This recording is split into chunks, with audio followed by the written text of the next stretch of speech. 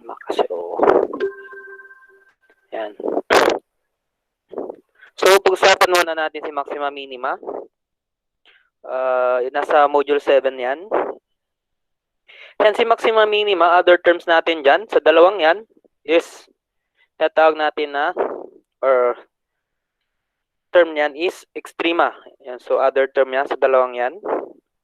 So, meron tayong upper extreme as si lower extreme. Yan, so, extreme ang tawag sa kanyang dalawa.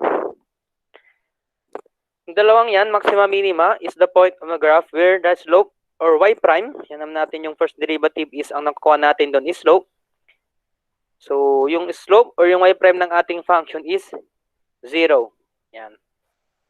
Ibig sabihin, pag gumawa tayo ng tangent line dyan, sa slope na, sa point na yan, yung line na ating makukuha is horizontal line. Yan, kasi ang horizontal line, slope niya is 0, while vertical is infinite. Yan. Yan, so can be concave, upward, or downward. Yan, mamaya malalaman natin kung kailan siya concave upward, concave downward. Yan. So, ganito siya. Nasa module naman yung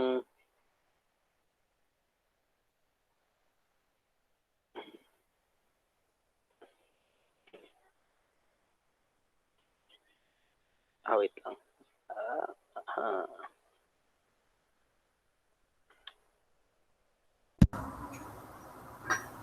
Drawing natin siya, kumbaga, kung meron tayong xy plane dyan.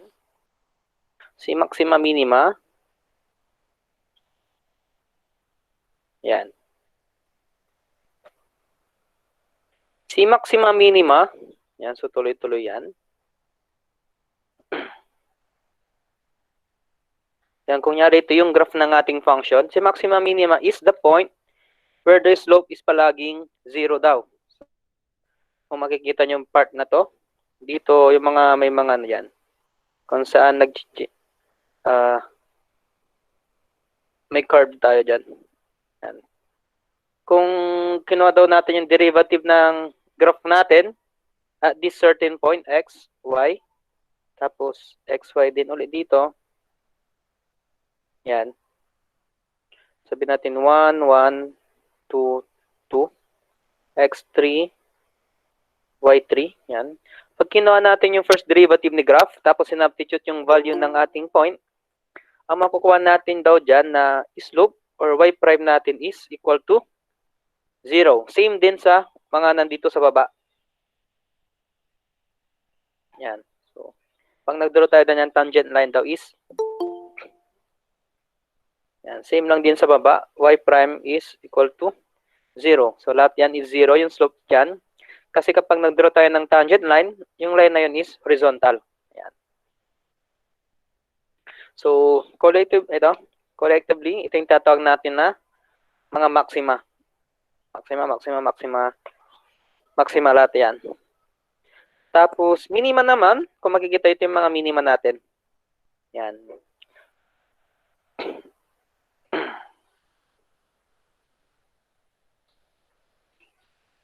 Mamaya malalaman natin kung kailan siya concave. Ito siya. Concave downward. So, ganyan yan. Concave downward. At kung kailan siya concave upward. Yan.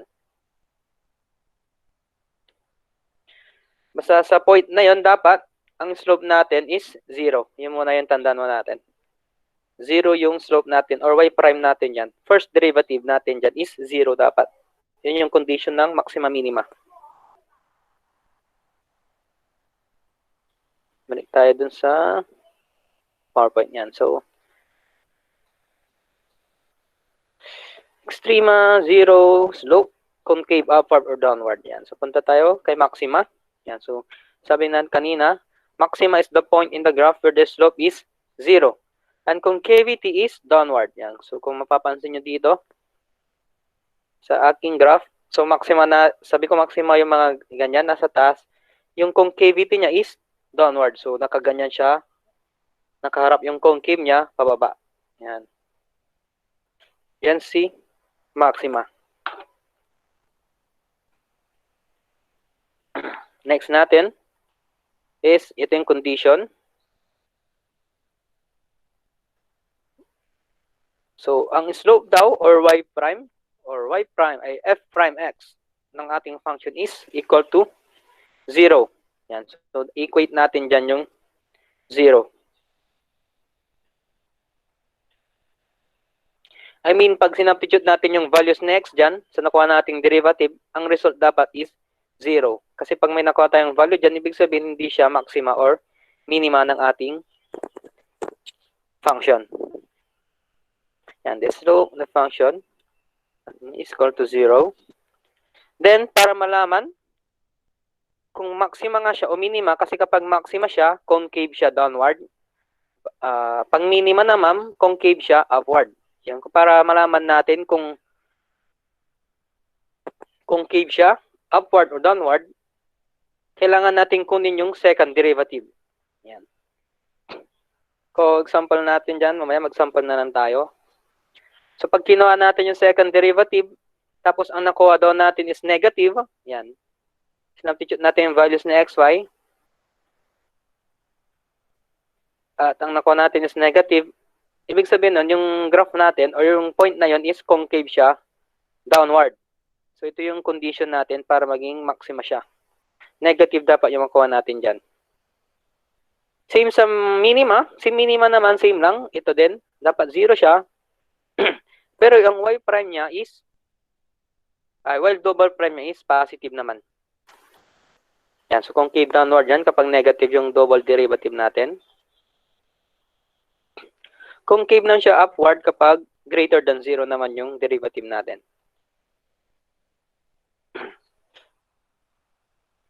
Yan, mamaya tayo mag-set ng sample dyan. Kaya meron tayo tinatawag na absolute maximum or global maximum. Tapos absolute minimum or global minimum. Critical points at point of inflection. Yan. So, sa graph natin. Pag sinabing absolute, yung sa sample natin dito, pag sinabing absolute or global, siya yung point sa graph na pinakamataas sa buong graph natin. Ibig sabihin, siya yung pinaka-highest. Kumbaga sa graph natin, ito kung hanggang dito yung graph lang natin, itong point na to, yung tatawag nating absolute. Absolute maximum or maxima. Yan. Then, yung lowest naman, so ganyan. So, lowest natin is ito. Ito yung absolute minimum natin or minima. Absolute minima. Yan. Basta kung ano yung pinaka mataas sa lahat or pinaka mababa sa lahat.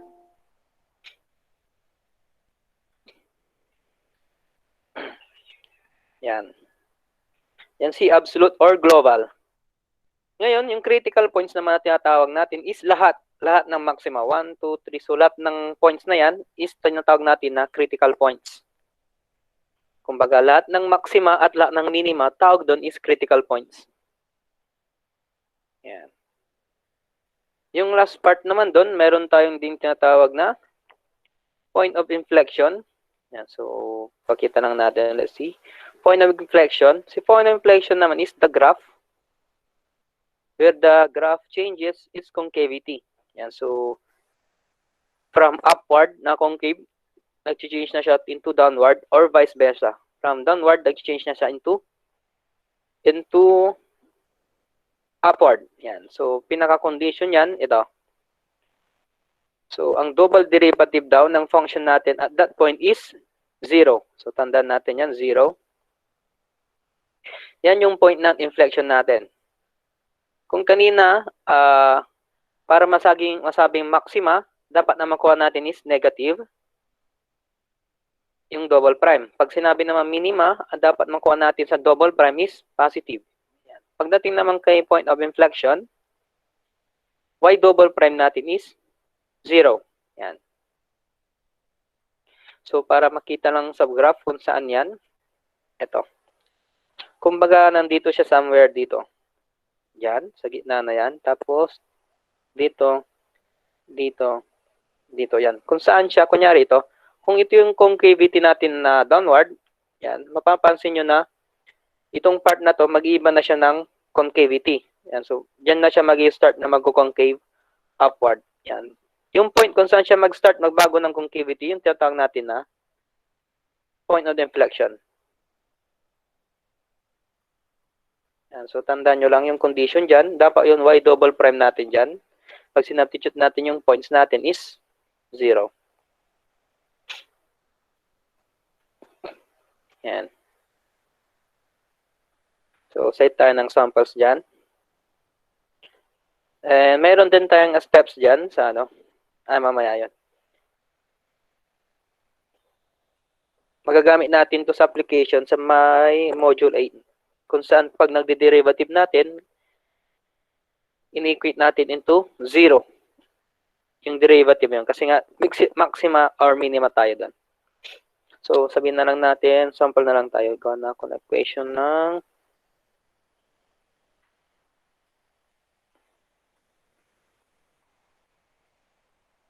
yan. So, kunyari mayroon tayong ganyang equation. Yan. So, we are asked to find or determine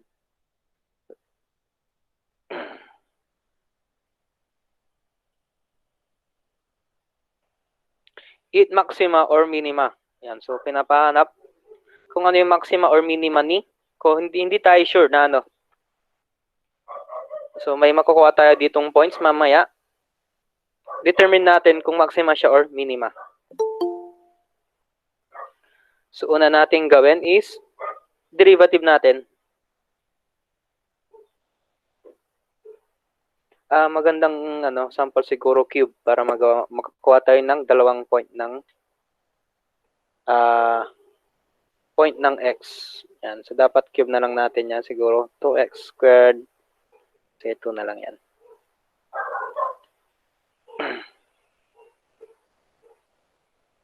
Yan. So, derivative natin. So, y prime is equal to derivative ng 3x raised to 3 is 9x squared. Yan. Using the power rule.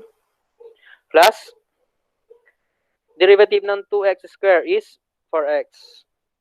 Plus, derivative ng 2 is 0. Yan. Ito daw is equate natin siya into 0. Yan. Para makuha natin yung point kung saan siya maximum or minimum. So, 0 is equal to 9x squared plus 4x. Yan. Pwede tayong mag-factor dyan. Factor natin x. Tapos, 9x plus 4 is equal to 0. Yan. So, x natin, x sub 1 natin na isa is equal to 0. Tapos, isa natin, x is equal to negative 4. X natin na isa is negative 4 over 9. Yan. So, dalawa yung points na nakuha natin. Ngayon, i-determine natin kung yung point na to, alin dito si maximum at si minimum. Ngayon, with that,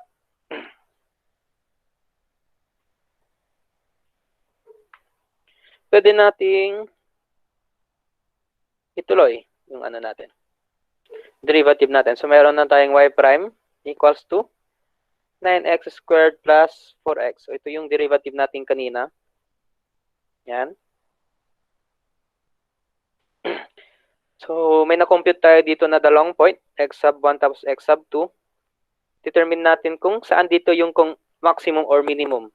Yan. May condition tayo using na double derivative. So, kailangan pa natin i-derivative tong derivative natin kanina.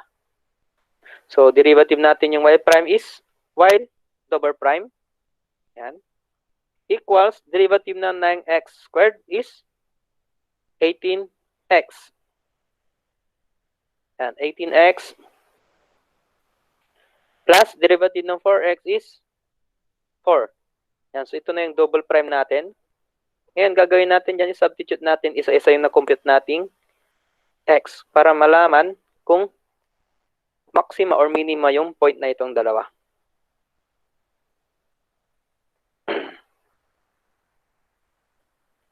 Yan, so, substitute natin. Unahin muna natin si 0. So, 18 times 0 plus 4 is equal to 4. Yan, so, positive yung nakuha natin. Ibig sabihin, pag positive yung double prime natin, concave siya upward. Yan. So, we can say na si 0 is a minima. So, minima si ano natin. So, dito balikan natin.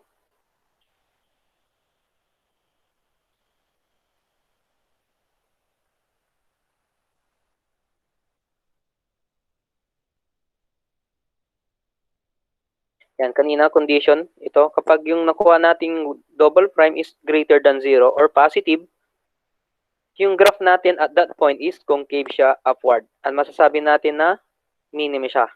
Yan, so positive yung nakuha natin dyan. Kaya pwede natin sabihin na minima si point x. Yan, si at x equals to 0. Pwede natin hanapin mamaya yung y para makompleto natin yung point. Substitute natin dito sa 0, ay sa original natin. So, complete muna natin yung isa. Si x naman is negative 4 over 9. So, substitute natin. Y prime is equals to 18 negative 4 over 9 plus 4. So, y prime natin dyan is equal to 18 divided by 9 is 2 times 4 is negative 8 plus 4. So, y prime natin dyan is negative 4. So, negative yung nakuha natin. Ibig sabihin, concave yan, downward. Yan, so, dyan siya. Ibig sabihin, maxima si x is equal to negative 9,4. Yan, so, nakuha na natin kung maxima or minima yung dalawang points. Hanapin na lang natin yung partner nilang y. So, yun nakukuha natin sa original equation natin. So, gamitin na lang natin yung original equation natin para makuha yung tanda niya pag nagkuha tayo ng points, gamitin natin si original equation. And so, when y equals to 0, ay x equal to 0, hanapin natin si y.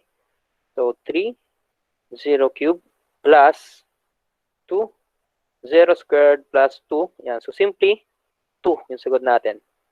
So, first point natin is 0, 2. Alam natin na ito si minima.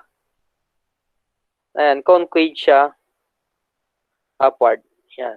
So, na-describe natin na ito si minima and concave siya upward. Ito yon. Tapos, si x, si isa naman na point, pwede na natin kunin. Negative 4 over 9. Hanapin natin yung isang point. So, 3 raised to negative 4 over 9. Ay, times pala yan, raised to 3. Plus 2. Negative 4 over 9 squared plus 2. Makukuha natin yung y dyan is, yan, complete natin.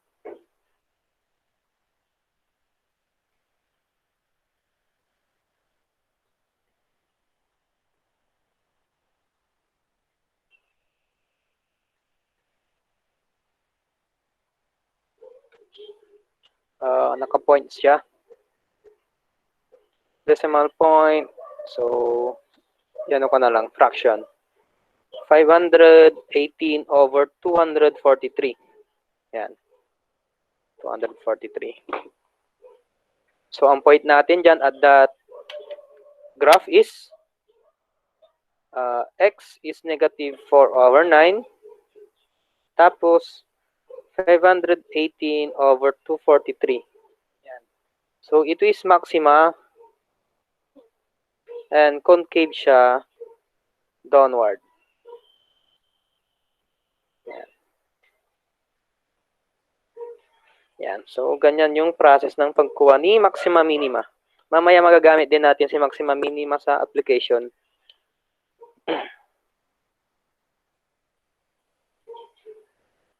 Importante alam niyo yung conditions na kapag double prime is positive kay minima, double prime is negative pagdating kay maxima. Yan. Remember. Tapos, pwede rin natin kunin si point of inflection.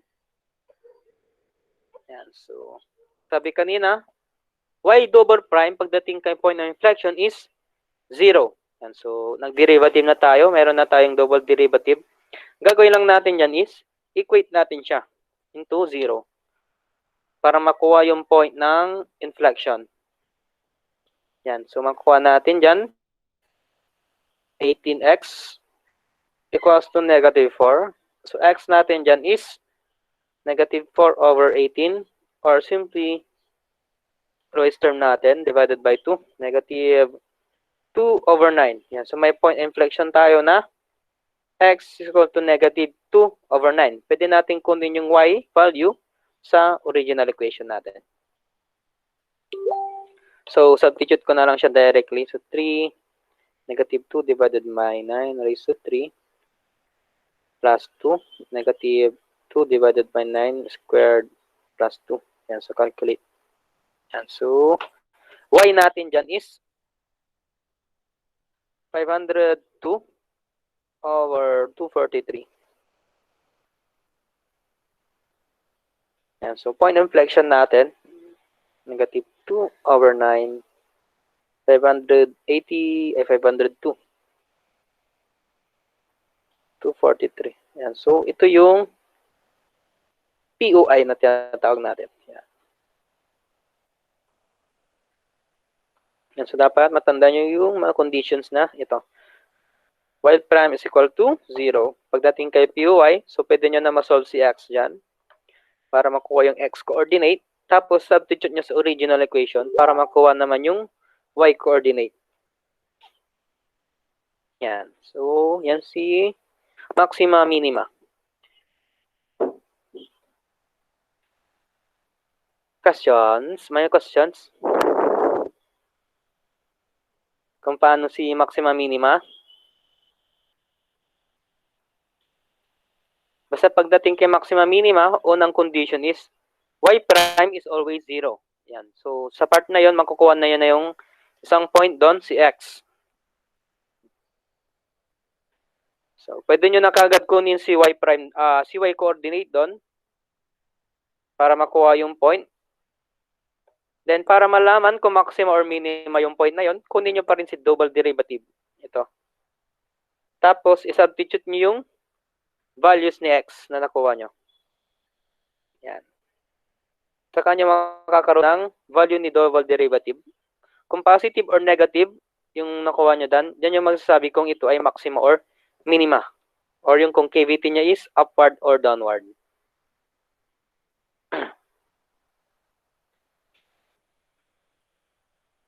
Yan.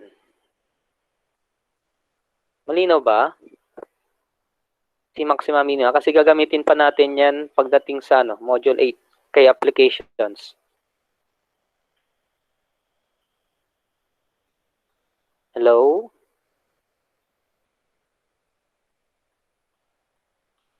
Questions? Wala?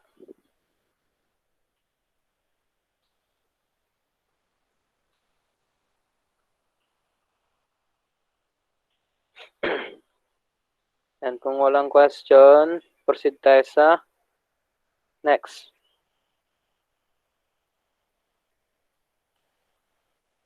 Si application naman. So, application yan, mayroon tayong several applications yan, maxima minima na yan. Pwede natin siyang apply sa pagkuha ng maximum area or perimeter or minimum area, minimum perimeter yan. So, dyan siya ginagamit. Yan. So, first one is area. Second one, pwede natin gamitin sa number and proportions.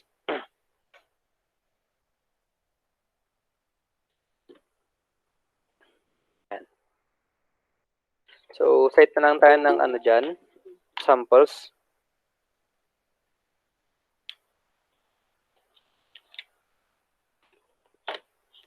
So, tandaan nyo, may steps dyan na binigay in solving the problem. So, number 1 step.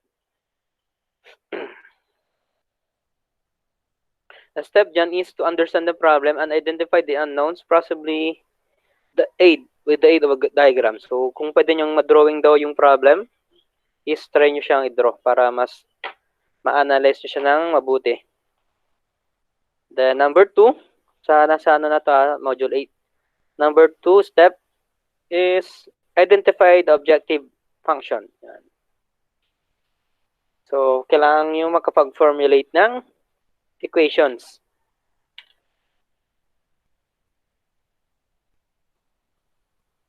Yan.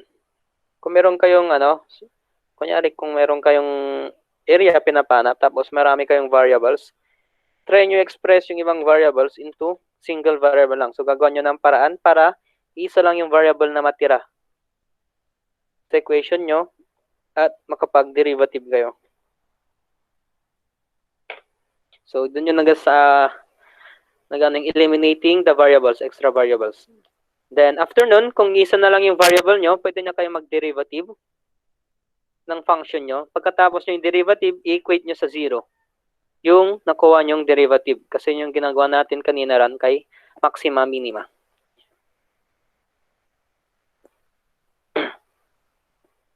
Yan. So, example dyan. Ano na lang natin example na to sa number 1. Pwede lang natin i-elaborate natin yung example dyan, number 1, sa area and perimeter. Sabi niya, farmer has 2,400 feet of fencing and wants to fence an rectangular field that border a straight river. Yan. So, may illustration na siya dyan. Hence, no fence along the river. So, walang kinabit dun sa may part ng river. What is the dimensions of the field that has the largest area? So, ma-maximize natin si area. So, determine the, una is determine the kung ano yung i-maximize natin. So, area yung ma-maximize daw natin dyan. Si area, alam natin na length times width siya. Yan. So, pag dinrawing natin yung figure yun nandyan, kunin natin yung figure na dyan, sabi niya is, wala daw fencing dito sa part na to. So, magkakaroon lang ng fencing is dito hanggang dito sa likod. Yan. So, rectangular, sabi niya. So, pag sinabing rectangular, yung part na ito, sabi na lang nating height, tapos yung base, yan, base times height na lang daw. Base times height, area niya na yan, rectangle. Tapos is equal, kasi nga rectangle siya. Yan. Yung sinabi dyan, ang total daw, so kailangan natin mag-formulate ng equations yan, gamit ang scenario na yan. So, ito, river yan. River. Yan. Sabi dyan, yung total daw na fencing na mayroong siya is 240. So, dapat pag pinag-plus natin itong tatlo is 2,400. Is equal to 2H, so dalawang H, plus B. Yan, so equation 1 natin yan. Tapos yung area naman natin is, so makikita nyo, dalawa yung unknown natin dyan. Kailangan natin maka-formulate ng isa pang equation para masatisfy natin yung condition na 2 equations to unknown. Yan, so pwede nating sabihin yung area naman, ito, is equal to base times height. Yan, so base times height. Yan yung area natin. Yan yung pinapahanap sa atin or mina-maximize. So, ito yung i-derivative natin mamaya. Tapos, equate natin yung derivative ng area into 0.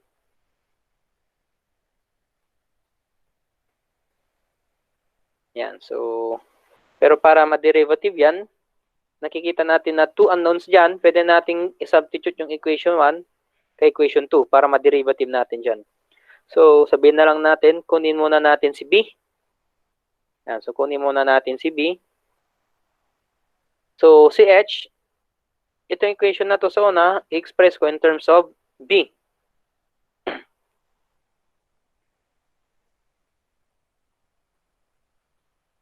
Or kunin muna natin si H para mas madali. Yan. So, kunin muna natin si H. Yan. So, i-express natin siya in terms of H. So, transpose natin si H sa kabila. So, B is equal to 2,400 minus 2H. Yan. So, ito na yung panibago natin equation 1. I-substitute natin yan kay equation 2.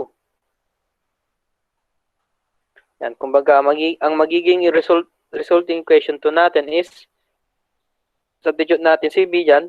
So, 24 minus 2H times CH.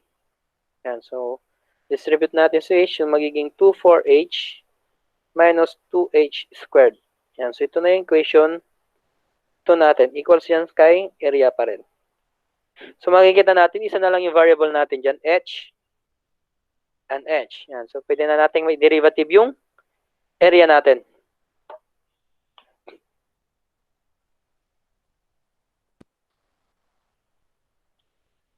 Yan. So, derivative natin. Derivative natin si area with respect kay h. Yan. Is equal to derivative ng 2,400h is 2,400. Minus derivative ng 2h squared is 4h. Yan. Then, ito daw is i-maximize natin. So, equate natin siya or i-minimize natin. Equate natin palagi yan sa 0. So, magiging 0 is equal to 24 minus 4h. Yan. So, transpose natin sa kabila si 4h plus 2, 24. Then, divide both sides by 4. H natin dyan is 600. Yan. So, makukuha natin na H is 600. Yan. Ngayon, pwede natin kunin si, may H na tayo, pwede natin makuha si base using this formula. So, 24 is equal to 2. Tapos yung H natin, 600 plus P. So, P natin dyan is 812. So, 24 minus 12 is simply 1,200. So, may B na tayo. Ngayon, kung pinapahanap pa yung area, pwede natin gamitin na itong formula na ito.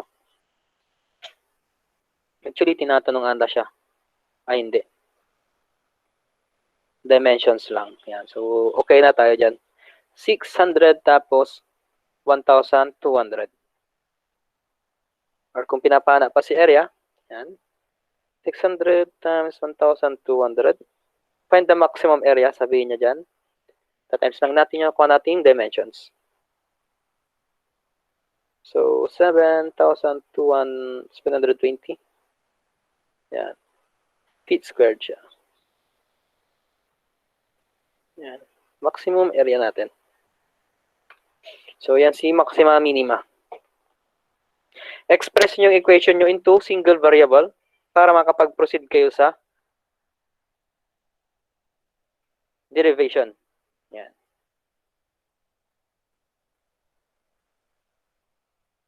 Yan. Questions? Yan yung sa ano lang sample natin dyan sa area and perimeter. Skip na natin yung mga yan. Proceed tayo mamaya sa solving. Problem solving. Mamaya kung gusto nyo, bigyan ko kayo ng shortcut. Kasi ito is open. Pwede na natin masolve kagayan kahit na hindi natin gamitin yung maxima. Kasi may condition tayo. Kapag ganyan yung figure natin, tapos y, si y daw dyan is equal to 2x. Ito na kagad yung magiging sagot mo dyan. Yan yung magiging dimensions. Kung ano yung value ni y, 2 times lang nun ni x. So, like say, kung sa example natin is kanina is 24 plus is equal to 2h plus b. Yan. So, pero alaman natin na itong part na to is si y, si b, yan, is equal sa 2 times ng x. So, pwede nating sabihin dyan na cp is equal sa kay 2h lang din. Yan. So, pwede nating makuha dyan na 4h tapos 24. So, makakuha natin kagad dyan si h na 600. Yan. So, nakuha natin kaagad si h dyan. Hindi na tayo nag-maxima minima. Tapos, si b naman dyan, twice lang na h. So, twice lang siya. So, 2 times 600. Sagot dyan is 1, 2. Yan. So, mayroong mga ibang derived na shortcut sa mga iba't ibang figure. Yan. Pero kung madali lang din naman yung paggamit kay maxima minima. Yung dito kasi negative lang is kailangan nyo pang i-memorize yung ito. Kapag open rectangular field. Yan.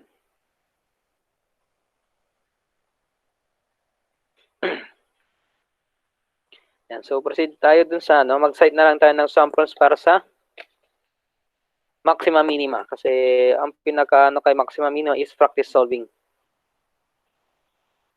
Same lang naman yung ginagawa natin na procedure. Kinukuha natin yung equation in terms of single variable, tapos nagdi-derivative tayo. Ulit-ulit lang na ganun yung gagawin sa lahat ng application. So, maganda, mas sanayin na lang natin sarili natin mag-derive ng or mag-formulate ng iba't ibang formula.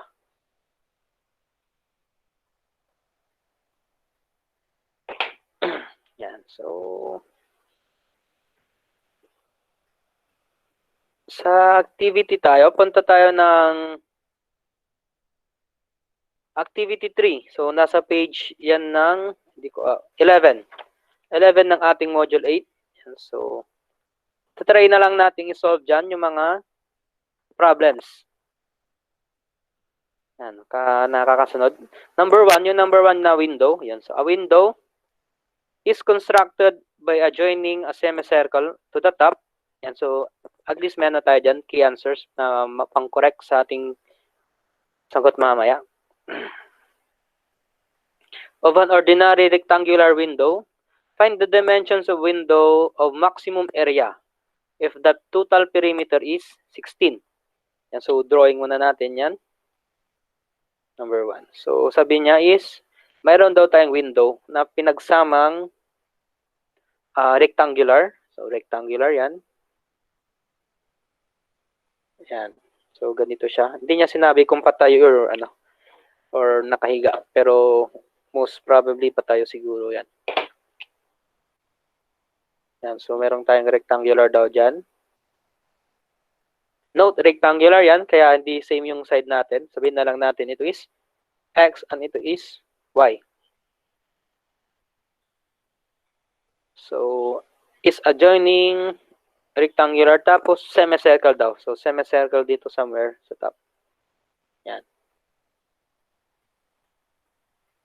Ito yung natin, window. Ngayon, pinapana sa atin yung dimensions na magbibigay sa atin na maximum area. So, big sabihin yung area nito is naka-maximum. Pinapahanap sa atin. Saglit lang. Gandang ko to eh. Yan. So, ito yung semicircle. Yan. So, meron tayong radius niyan at this center point na R. So, pinapahanap yung area ng pinakamalaking area na maging, possible na maging area ng ating window. Yan. So, una, para ma-derivative natin, so dapat yung dA natin mamaya is equate natin to 0. Yan yung condition niya kay number 1. May binigay siya dyan na the total perimeter. So, the total perimeter daw is 16 feet. So, ito daw, yung buong paligid niyan is 16 feet. Yan. Yan, para makuha yung perimeter niyan, so meron tayong y dyan. So, y plus x plus y, tapos yung circumference. Circumference nitong arc na ito, semicircle. Yan, para makuha yung perimeter. So, yung perimeter niyan is 2y plus x plus yung circumference nito. Na circumference ng semicircle is pi r. Yan, pi r pag semicircle. Pag buong circle is 2 pi r. Yan, since semicircle lang siya, ang gagamitin natin is pi r. Pi r. Yan. Equal yan sa perimeter natin na 16 feet. Yan, so, papansin natin, 3 unknowns yan. X, Y, tapos R. Hindi natin alam. Pero, kung titignan natin dito sa taas, yung R natin, i-project natin dito sa baba. Yan. Ito is R lang din siya. Yan. Tapos R din yung sa kabila. R. Yan. So, masasabi natin si R is equal lang sa kalahati ni X. X over 2. Yan. So, pwede natin gamitin itong equation na to. Substitute natin doon para maging X and Y na lang yung ating equation. Yan. Nasusundan ba? Hello? Hello? Yes po, sir. Yan. Kasi, magagamit. Hindi, mahirap yung Mamaya pakita ko, may bibigay ko din sa inyo iba't ibang shortcut ng maximum or minimum values ng mga iba't ibang figure. Yan, so pwede natin substitute dyan. Ang matitira na lang dyan is X saka si Y. Yan. So, substitute na lang natin. 16 is equal to 2Y plus X plus pi. Tapos si R natin is X over 2. Yan. So, ito, pwede na nating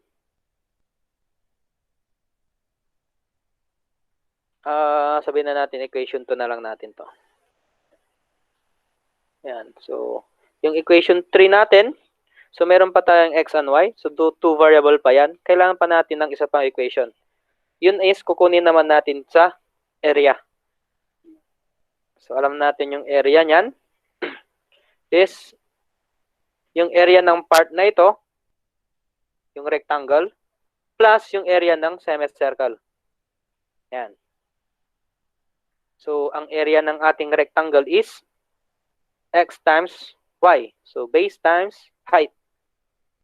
Plus, yung area ng ating semicircle na kung buo is pi r squared over 2. Kasi nga semicircle lang siya. Yan. So, may R ulit tayo doon. Si R naman, pwede naman natin ulit substitute doon. Ito. So, simplify lang natin. XY plus, labas na lang natin si pi over 2. Times, substitute natin si R na X over 2 square. Yan. So, nandito is XY na lang din. XY na lang din. Pwede nating express into Y or X yung equation na to para substitute doon. Para makuha na lang natin is isang variable. So, siguro, ang gamitin muna natin is express natin in terms of Y. So, simplify natin tong part na to. Transpose natin lahat ng X sa kabila. So, magiging 2Y is equal to 16 minus, tinranspose natin sa kabila, negative X minus pi over 2X. Yan. So, ito yung equation natin. Times lang natin siya sa both 1/2 para makancel yung 2 sa kabila. So, magiging resulting equation natin dyan is Y is equal to 16 times 1/2 is 8 minus X over 2 minus pi X pi over 2 times 1/2 is pi over 4 X. So, itong equation na to, yung substitute natin kay Y. Yan. So, expand lang natin ulit.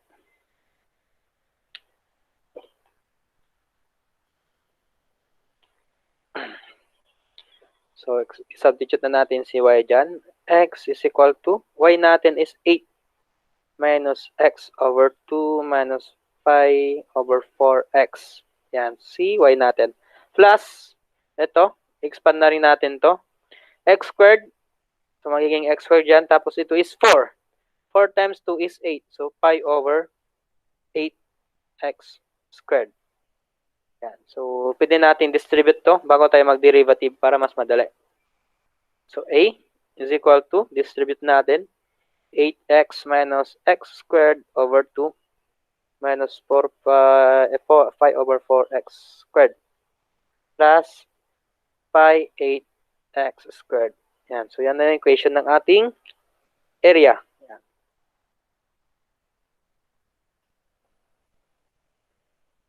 Ay, pwede pala itong magamit mamaya. Pwede pa natin ito magamit mamaya. Or kahit hindi na. Dito na lang. Yan, so isa na lang yung variable natin. Tapos si area yan. So pwede na nating i-derivative. Kasi si area yung pinapa-maximize ni problem. So find the dimensions of the window of maximum area. Ayan. So derivative natin sa area. Tapos equate natin siya sa 0. So derivative niya, dA with respect to dx is equal to derivative ng 8x is 8 minus, yan, so using power rule, 2x over 2. So bring down, ito yon, tapos naging x na lang siya. So makakancel na lang yan. Magiging x minus, sulat ko muna si coefficient. Tapos, ito, derivative ng x squared is 2x. Plus, sulat ko ulit si coefficient. Derivative ng 2x, x squared is 2x pa rin. Yan. Then, ito daw is, equate natin to 0.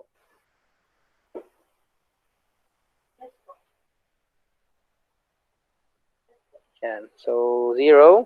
Simplify lang natin. Pagsamahin natin yung, or ito is pwede nyo ng input sa calcu to. Ito.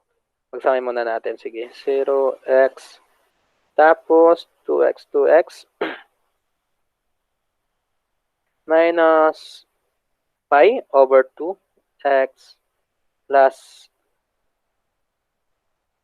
pi over 4x. Yan.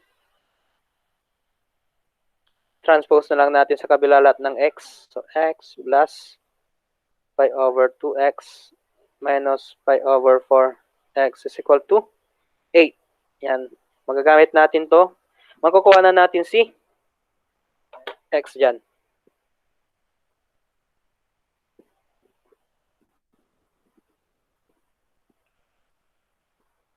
So, input na lang natin lahat yan.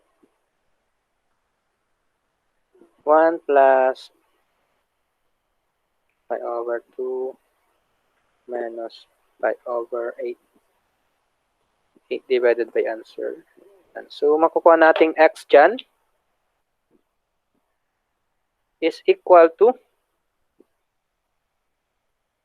4.48. Yan. So, nakuha natin si x.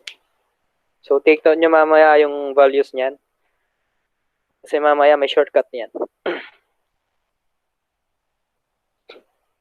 Yan. So, nakuha na natin si x.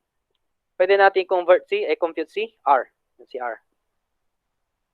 Si r natin is half lang daw yan. So, r natin is 2.4. Yan. So, meron na tayong r. Tapos, pinapahanap sa atin is y.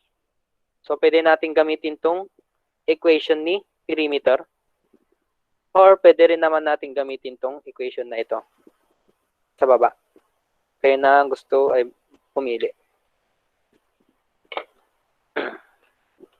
Kung ito, pwede nating hanapin. Sige, iano na lang natin. 16 minus x, 4.48. Minus pi, 2.24. Divided by 2. Yan. So, y natin is 2.24 din. So, y natin is 2.24 din. Kahit ito yung gamitin nyo, same lang din yung magiging result, 2.24. Yan, so may mga dimensions na tayo. Dito na lang. So, dimensions natin is 2.24. X is equals to 4.48. Tapos, R natin is 2.24 lang din. Yan. Sagot natin is yun, 2.24 yung R. So, nakuha yung R dyan. Yung height natin, ito yon yung Y. Is 2.24 lang din. Si X is 4.48. Yan.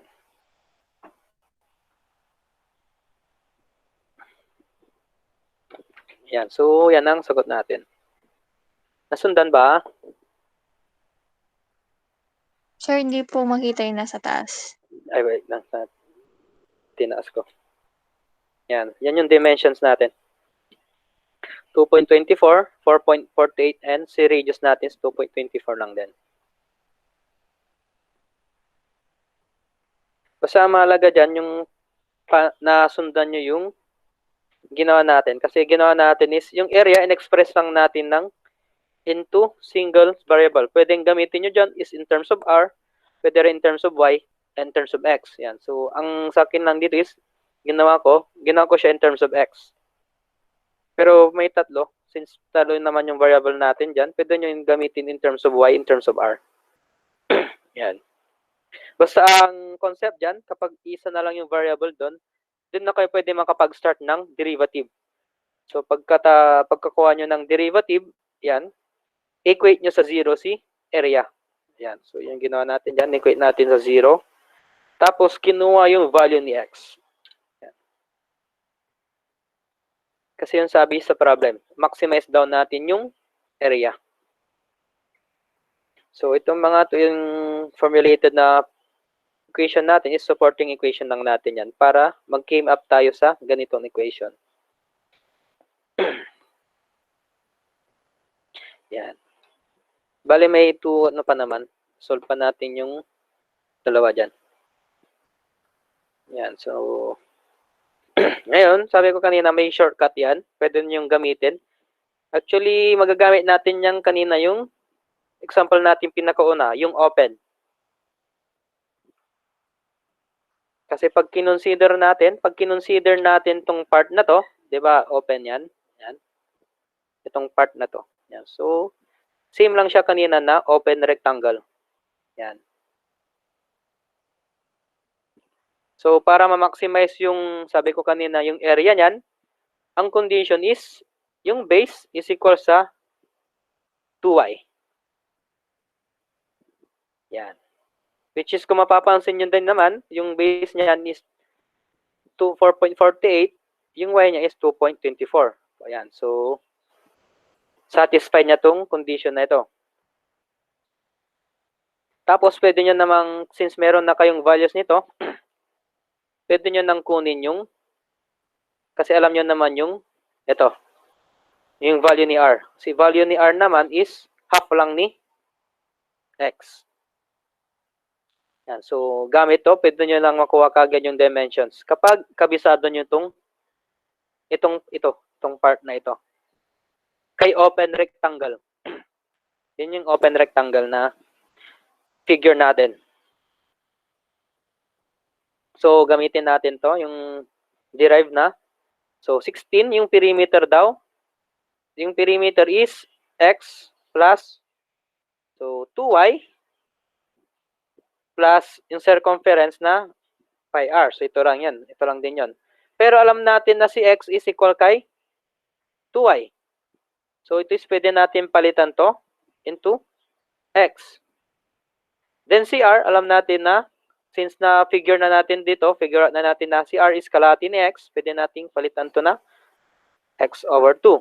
And so, x. So, x na lang yung variable natin. May makukuha na kagad tayo dyang value ni x. Ngayon, pag simplify natin yan, 1 plus 1 plus pi over 2. 16 divided by answer. So, makukuha natin sagot dyan is same lang din. Ito. 4.48. Yan. Yan ay kung kabisado nyo yung shortcut na yan. Kay figure na open rectangle. Yan. Pero mas maganda pa rin pag marunong kayo ma-maxima minima. Kasi isa lang yung i-memorize nyo. I mean, hindi naman iisa. Iisa lang yung procedure na sinusunod nyo. I-derivative nyo, tapos equate sa 0. Yan. So, may x na tayo. Makukuha na natin si y at si r. Yan. Nakuha ba?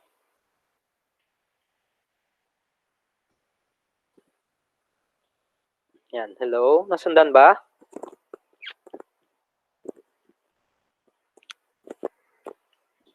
Ito, kinonsider ko tong rectangle part ng ating window, kapag kinat ko yan, ganito yung magiging itsura. Open rectangle. Yan. Which is same lang dun sa first problem natin. And sinabi ko, para maximize yung area niyan, ito yung condition natin. Yan. Yan. So, mamaya ibigay ko isa-isa yung sa maximum area. Tapos, madami yan eh. Yung mga common lang naman. Questions. May question sa number 1.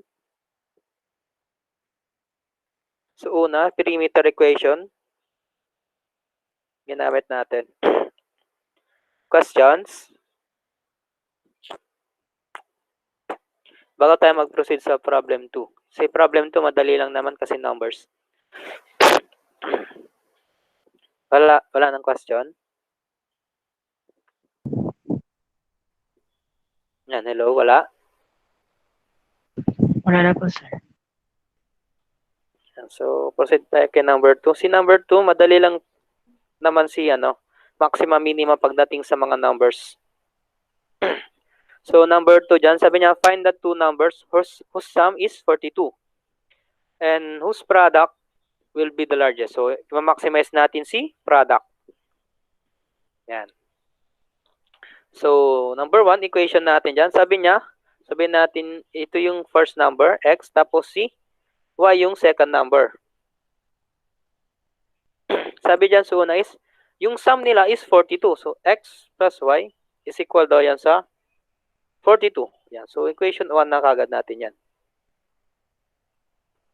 Tapos, yung isang equation natin, whose product will be largest. So, yung product daw nila is xy. Ito daw yung i-maximize natin.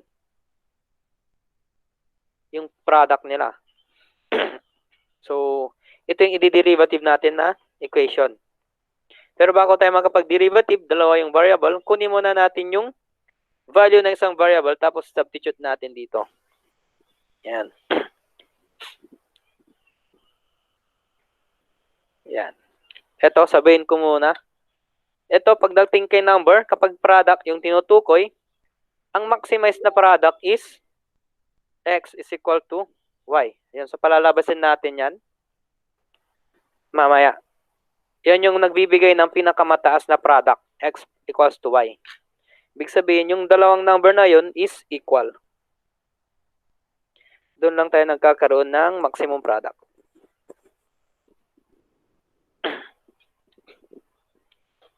Yan.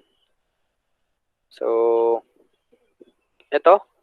Kunin na lang natin siguro una si x. So, palitan lang natin to in terms of y. So, y is equal to 42 minus x. Substitute na natin yan dito sa equation natin. So, p is to x times 42 minus x. Yan. So, distribute yung x. 42x minus x squared p. Yan. Ito na yung i-derivative natin na equation. So, derivative natin yan. dp with respect to derivative x is equal to 42. Derivative ng 42x is 42. Minus derivative ng x squared is 2x. Yan. So, equate natin to 0.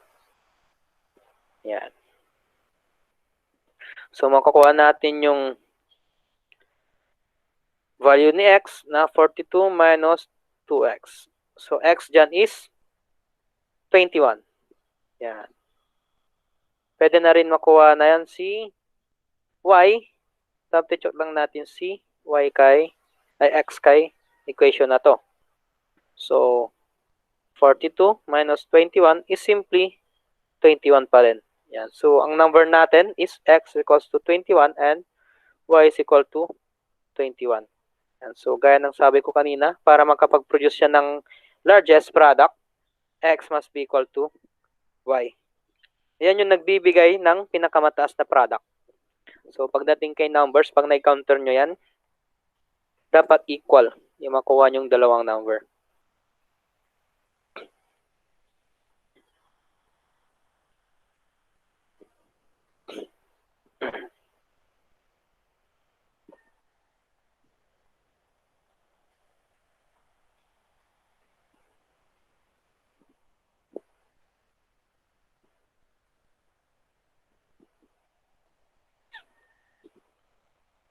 ito pwede na natin masolve agad dito using yung shortcut natin. Kasi nga, so, kapag alam natin na magbibigay dyan is yung number is same sila, pwede na nating substitute. So, x plus x. So, kasi nga si y is equal to x is equal to 42. So, ang x natin simply is 21. Yan. So, yan yung isa sa mga shortcut na pwede natin gamitin.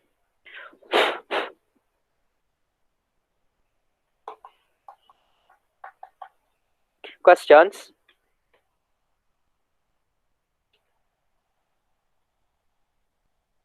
Walang questions?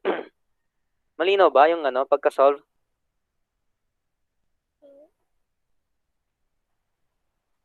Hello?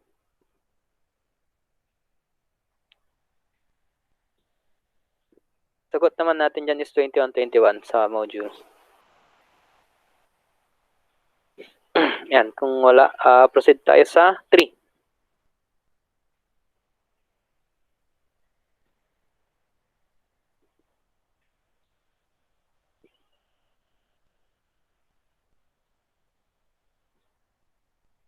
Yan, sa 3 naman, to carry a suitcase on an airplane, the length, width, height of the box must be less than 62 or equal to 62. Yan, the summation daw ng mga dimensions niya is 62 daw. Assuming the height is fixed, the maximum volume is, yan, what height allows you to have the largest volume? Yan, so madali lang si 3. Binigay niya naman yung equation. So, ma-maximize lang daw natin si volume. Since may binigay na siyang equation, gamitin na lang natin yan. So, h 31 minus 1/2 h squared. Yan. So, ito yung derivative natin, si volume. Since naka-single naman siya variable, pwede na natin siya ma-derivative agad. Expand lang natin yung itong part na to para mas madaling mag-derivative. H is 31 squared. So, 961 minus, multiplied and double, 31h plus h squared over 4. Yan, squared the last term. So, distribute pa natin si h. 961h minus 31h squared plus h cubed over 4. Ito na yung formula ng ating volume. So, dyan, pwede na tayo mag-derivative dyan. So, di-derivative natin yan. Yan. So, dv, derivative ng volume with respect sa derivative ng ating h, is equal to, derivative nito is 961, minus, derivative nito is, bring down, so 62, h, plus, derivative ng x cubed over 4 is 3/4. 3/4 h squared. Yan. So, equate natin to into 0. Yan. So, pwede na nating ma-solve.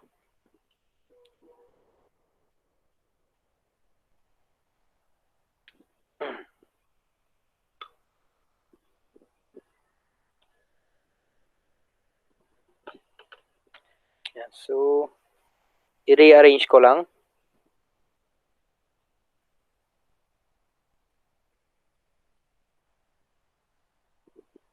Yan. So, square, quadratic siya.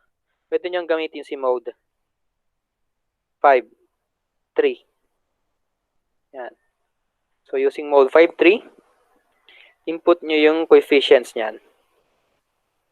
So, 3 divided by 4, negative 62, 961. So, makukuha nyo dyan na value is 62 at saka 62 over 3. Yan. Ngayon kung pagmamasdan natin yung babalikan natin yung problem. Sabi niya yung total daw ng width, length, and height is 62. So, hindi natin pwedeng i-consider to as nasagot kasi sobra na siya. Or I mean, kapag 62 yung height natin, yung length tapos width natin is 0. So, hindi siya rectangle. Ganyan lang siya. Kuhit lang.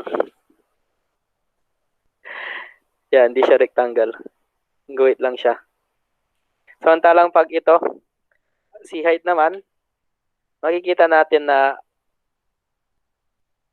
since divided by 3 yan, yung length natin, tapos width natin, is equal lang din kay 62/3. Yan. Kasi pag pina-plus mo yan, 62/3, 62/3, equal yan sa sinasabi ni problem na 62. Yan. So, ang sagot natin dyan is ito. Ang largest na makukuha natin dyan ay ang box na pwede nating ang box na nagbibigay ng highest volume is, tanda niya to, is cube. Yan. So, siya yung magbibigay ng pinakamalaking volume. So, kung mapapansin nyo to, equal yung height, length, and width. So, yung box na pwede niyan dalim is cube. Yun yung magbibigay ng maximum volume. So, yun yung isa sa shortcut natin. To maximize the volume, yan, ang magbibigay sa atin ng pinakamalaking volume ng isang box is cube. Where length equals to width equals to height. Yan. So, remember, tandaan nyo na lang yan kung ano.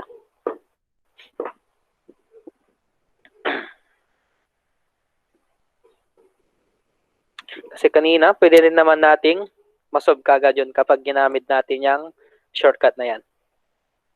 Kasi given naman si perimeter. I mean, yung dimensions. Kasi nga sabi niya, yung length plus width plus height daw sa problem is 62. Ngayon, kung alam natin to, itong cube na to ang magbibigay yung maximized volume, pwede na natin kagad i-substitute to. So, L is equals to L. Pwede nating L lang yan, 62. So, magkikuha natin is 62. L natin dyan is 62/3. Which is equal lang din sa lahat. Equals to width, equals din siya sa height. Yan. So, yan yung isa sa pwede nyong i-memorize na shortcut. Cube ang may magbibigay ng pinakamalaking volume pag sa box yung usapan.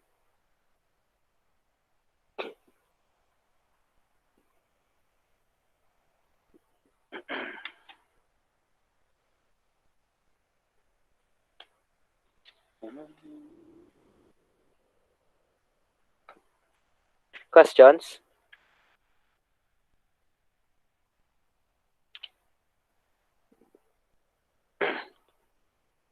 So, diniderivative natin ng equation tapos equate sa 0 para makuha yung values ng variables. Question?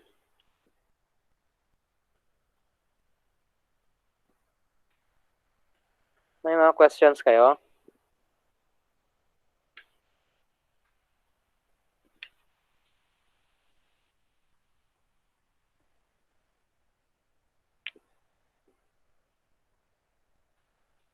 Hindi ko na natapos yung course.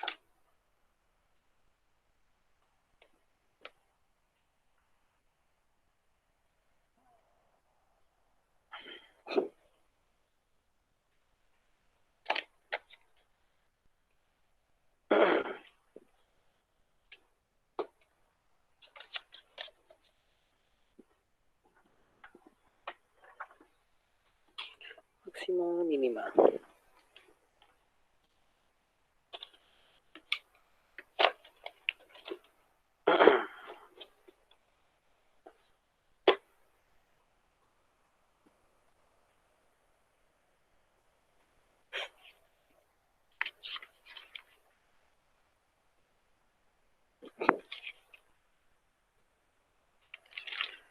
Uh,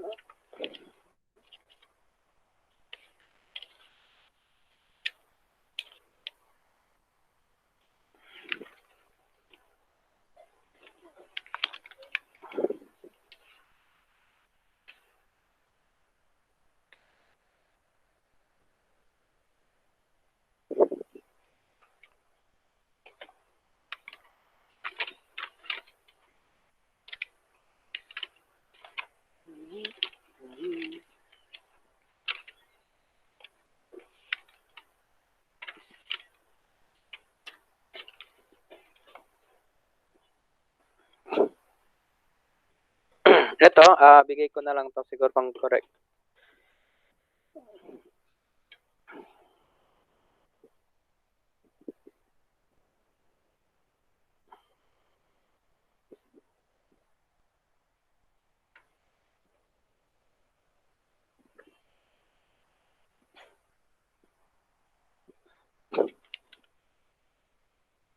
Upload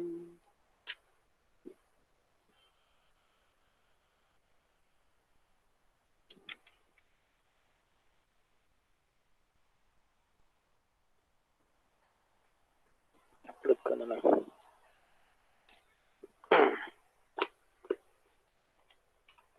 And so, proceed tayo sa next.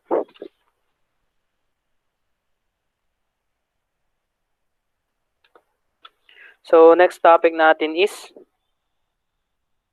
si integral or antiderivative na tinatawag. Yan, yung iba sa inyo nag-integral na nung ano eh. And so, si integral, ito yung general formula niya.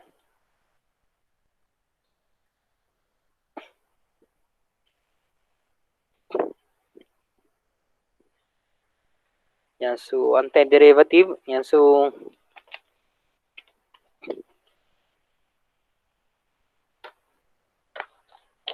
kung ano yung ginagawa natin kay derivative, reverse lang yung ginagawa natin kay integral. So, the differentiate, yan.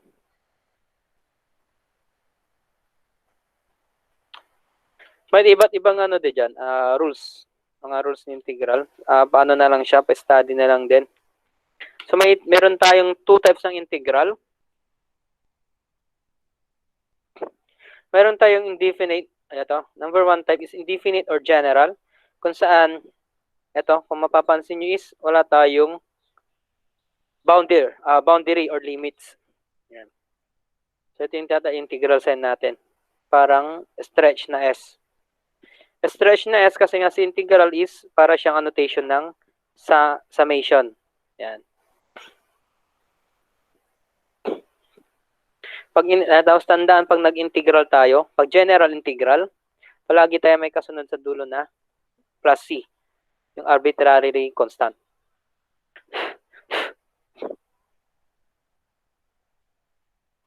And tapos next natin is yung determinate naman. Ito yung pangalawang type ng integral kung saan meron tayong boundaries. Ito, kung makikita niyo is meron tayong upper limit na B tapos lower limit na A. So, dun sa una, ang nakukuha natin dyan is equation. Kung equation yung nakukuha natin dyan. Dito sa pangalawa is may value tayo nakukuha kasi nag-evaluate tayo. So, after natin matake yung integral, ito, substitute natin yung values ni B and Y, kay B and A. Yan, so, upper limit minus lower limit. Yan.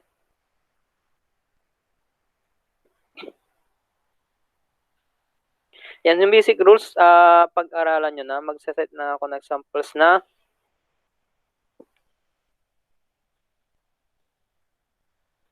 ayan, samples. Tapos, try nating solve mamaya yung nandyan sa dulo.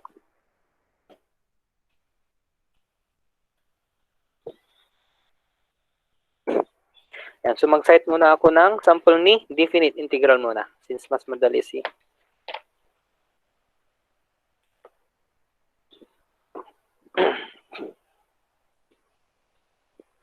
Yan, so sabay na lang nating i-cite na example. So let's say meron tayong equation na 3x squared plus 2. So, integrate natin yan with respect kay dx yan, syempre.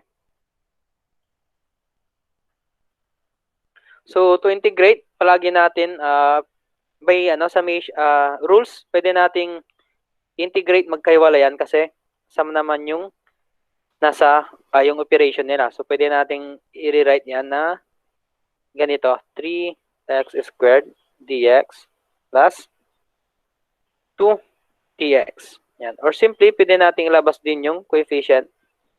Yan. Kasi nagpo-focus lang tayo kay variables. Yan. So, we can proceed sa integral or integration nito. So, sa pag-integrate, sa power rule, kung sa derivative is binababa natin yung exponent tapos sinusubtract ng 1, ka-integrate is reverse. So, ang gagawin natin ka-integrate is dinadagdagan natin yung exponent. So, 2 plus 1. Tapos, nagiging denominator natin yan. Yan. So, integral ng x squared is x raised to 2 plus 1 over 2 plus 1 times yung coefficient natin na 3 plus 2. So, ito is 1. So, integral ng x ay dx is simply x. So, simplify natin. 3 x cubed over 3 plus 2x. So, ang sagot natin dyan is x cubed plus 2x plus c. Yan. So, huwag niyong kakalimutan c natin sa dulo. Kasi tayo ay nasa general integral.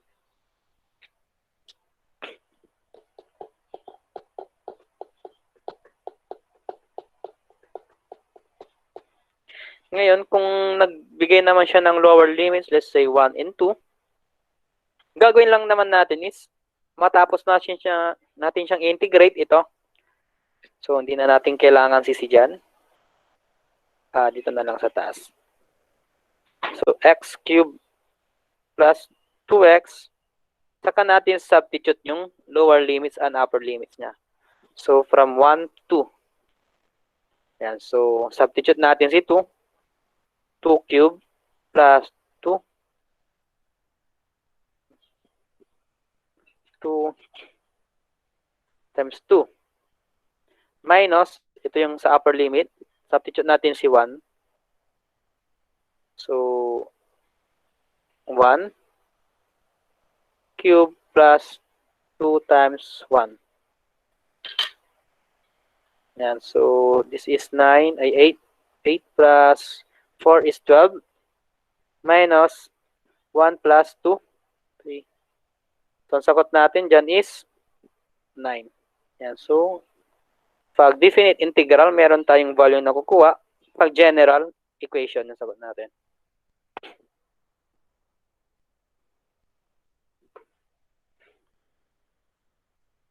Yan. So, pag-aralan, di bali yung naman, rules ni integral is the same lang kay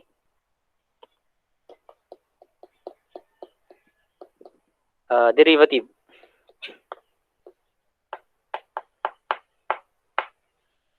Yan. So, siguro punta na lang tayo direct sa problem solving.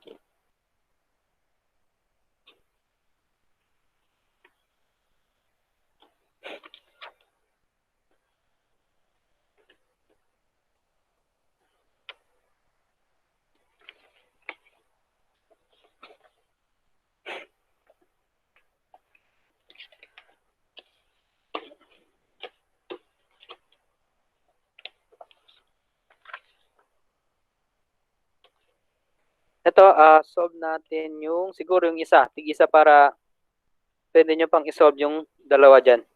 Solve natin yung sa activity 3, problem number 1, tapos sa number 3.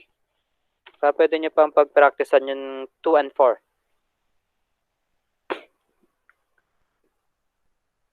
Saan na yun?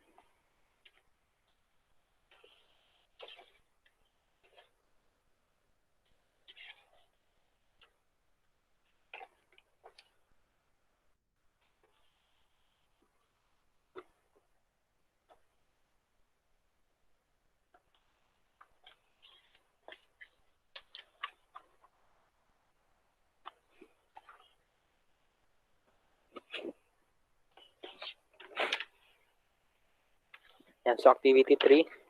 Nasa ano yan, page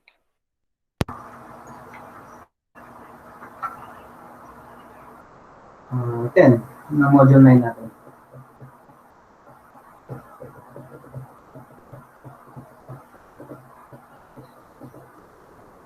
So, sunod natin si 1 kasi sample siya ng finish. So, number 1, integrate down natin si 8z plus 4z cubed minus 6z squared dz from 0 to 2. Okay, so kanina, pwede natin ulitin yung kanina. Integrate natin sila magkaliwalay. Integrate natin si 8z dz plus 4z cubed dz plus integral ng n minus ko na yan. 6z squared dz. Lahat yan 0 to 2.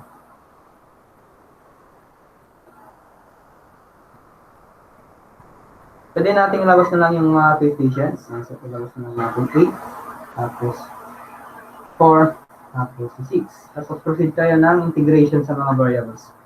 So, ang integral ng z is z 1 plus 1, so magiging squared, over 2. Yan, so magiging denominator natin yung exponent. Plus, so mayroon tayong 8 dyan, nasa labas. Si 4 times integral ng z cubed, so magiging z raised to, magiging denominator yung 4 natin.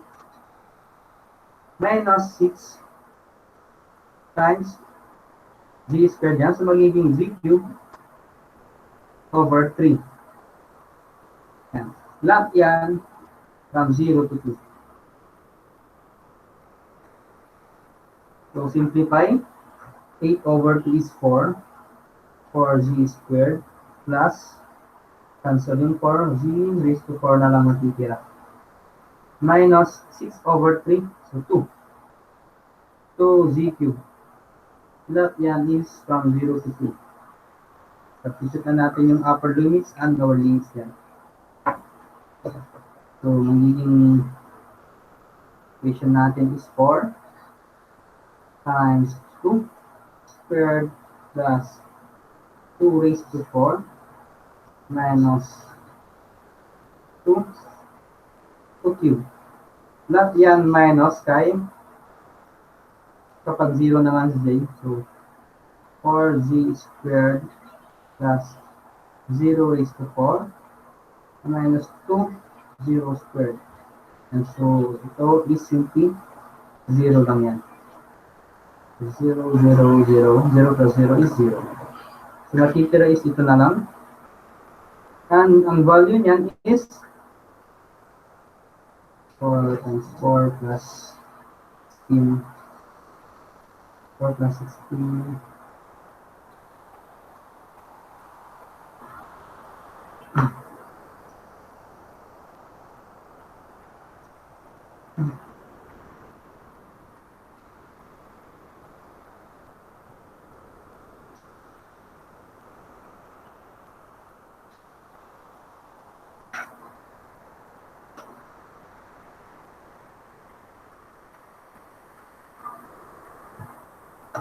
Is 4 times 4 is 16 plus 16 minus 8 times 2, 16. So, masagot natin yan is 16.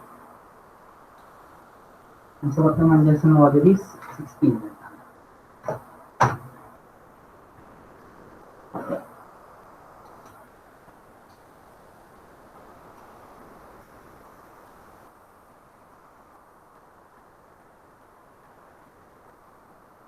Yan, sino yung number 1? Yung number 2, pwede nyo try solve na lang yan.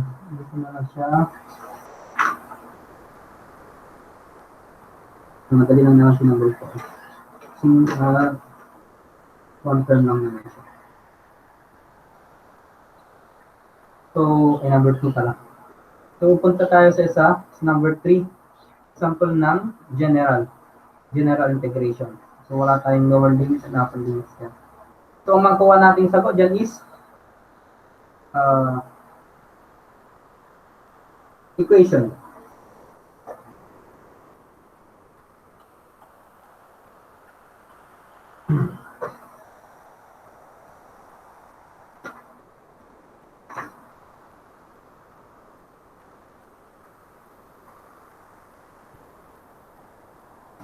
Yan, si number 4 pala is example na gamitin natin siya ng substitution. So, papangita ko substitution yan.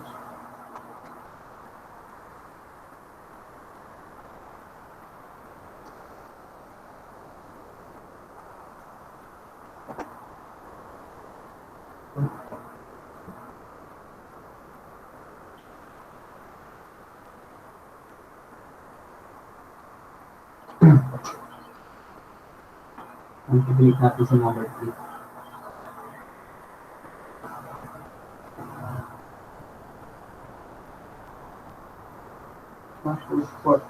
Sport root down ng 6x 2 minus 4 plus 5. Palabas yan si dx.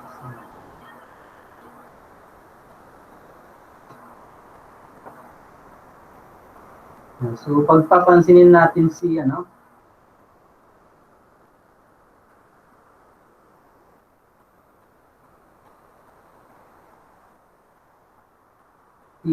itong part, tapos itong part, pwede natin ito para mas malinaw. Consider muna natin to. So, yung sa loob, si 6x cubed plus 5. Yan, so, kunin muna natin si derivative nito. So, derivative niyan is, so let's say, sabihin natin u. So, du niya, pag derivative natin yan is 18x squared dx. Yan, so, 0 yung derivative ng 5. So, mapapansin natin, pag arrange natin to,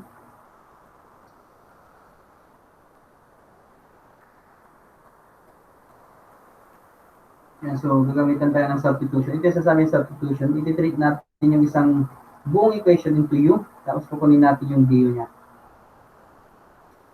I-arrange ko lang yung equations. 18x squared dx. Itong part na to is,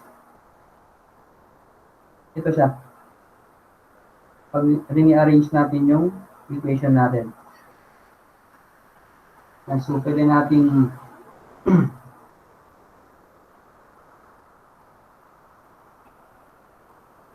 sabihin na lang yan, ito. Treat natin na u na lang yan. So, u raised to 4th root is simply 1 over 4. Then, du. Yan, so magiging ganyan na lang yung equation natin. Ito yung du. Ito yun. Tapos, si u natin yung nasa loob. Tapos, yung 1/4 is galing kay 4th root. Yan. So, pag in-integrate natin yan, u 1/4 plus 1 over 1/4 plus 1 plus c, yung arbitrary constant natin. So, simplify natin to. U raised to 1/4 plus 1 is 5/4 over 5/4 plus c. Yan, ito na yung integral natin. Sagot na natin to. Pero, kailangan pa natin i-substitute yung value ni u. Yan. So, pwede natin substitute yung value na lang ni u dyan. So, 6x cubed plus 5 raised to 5/4 over 5/4. Or simply, we take the reciprocal. So, magiging 4 over 5 plus c. So, yan na yung magiging sagot natin sa number 3. So, sagot yan kay number 3 yan. So, pwede nyo i-try yan yung sa number 4. Yung number 4 is same lang din naman. Makikita nyo pag kinonsider nyo yung isang equation niya, pag dinerivative nyo, yung the rest is siya yung du niya. Yan si substitution method. Tinitreat natin as u, yung isang part. Ito.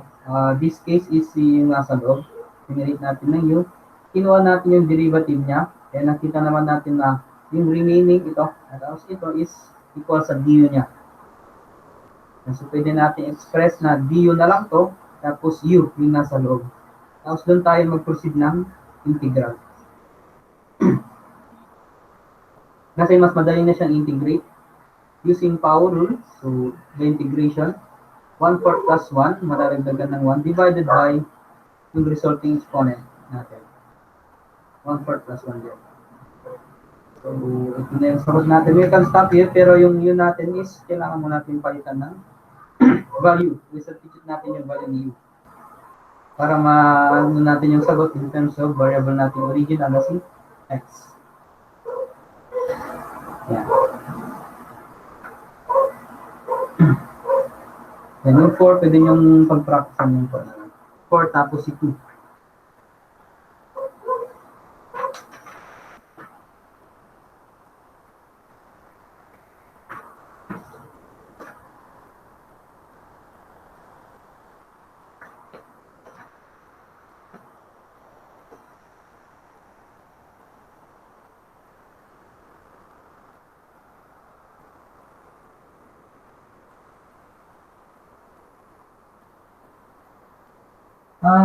Kabisado niyo din yung ano yan. Di ba kapag nakabasado niyo naman yung mga derivative ng trigonometric, reverse lang naman siya yan, no? Integral.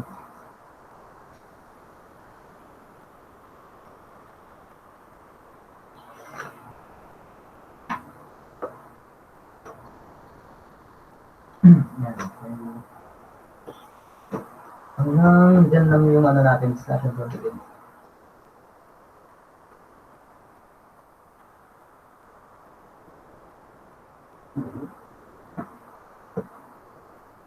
So, kabisaduhin nyo yung different integrals, rules integrals.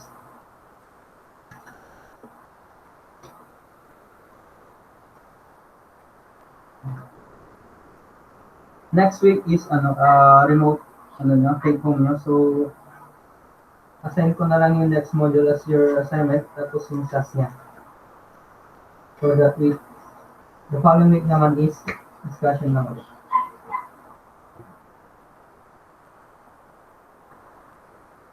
May questions? May questions?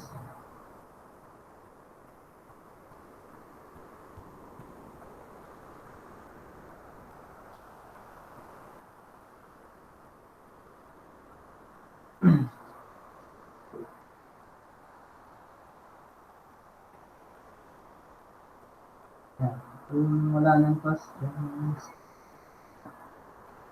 you can leave naman na kasi ang ganda ng discussion natin sa today.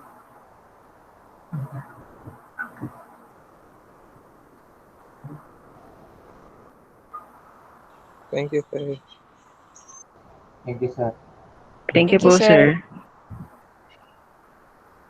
Thank you po, sir.